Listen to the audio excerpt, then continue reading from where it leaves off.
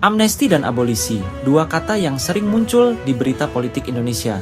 Tapi apa sebenarnya makna kedua instrumen hukum ini bagi perjalanan bangsa kita? Berdasarkan pasal 14 UUD 1945, Presiden Indonesia memiliki kewenangan memberikan amnesti dan abolisi. Amnesti menghapus hukuman pidana yang telah dijatuhkan pengadilan, sedangkan abolisi menghentikan proses hukum sebelum vonis.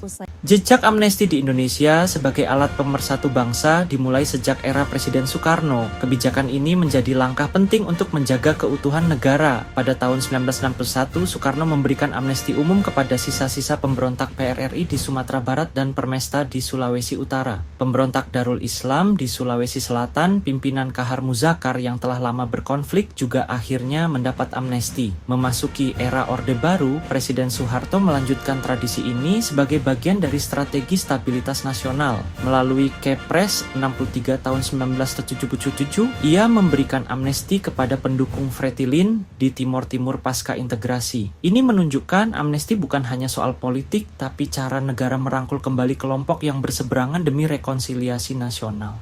Memasuki era reformasi, nuansa keadilan terasa lebih kuat. Presiden kini memiliki kewenangan memberikan pengampunan, sebuah langkah krusial untuk memulihkan hak-hak warga negara yang sebelumnya terbelenggu oleh rezim.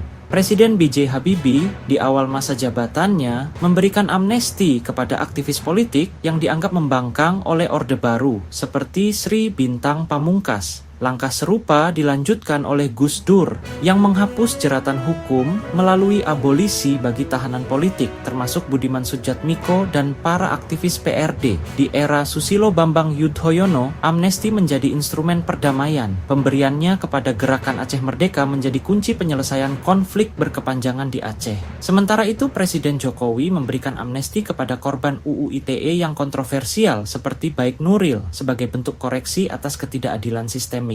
Amnesti dan abolisi bukan sekadar pengampunan, tapi instrumen hukum dan politik yang kuat untuk rekonsiliasi nasional. Melalui kebijakan ini, negara belajar bahwa untuk maju, perlu keberanian menghapus luka lama dari masa lalu. Ini adalah upaya memberi kesempatan kedua, sekaligus membangun kembali kepercayaan fundamental antara negara dengan warganya.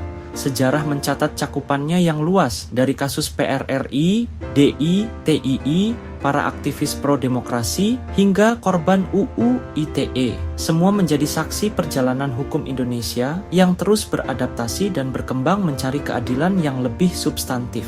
Sebab bangsa besar bukan yang tanpa konflik, tapi yang bijak berdamai dengan masa lalu dan belajar dari sejarah.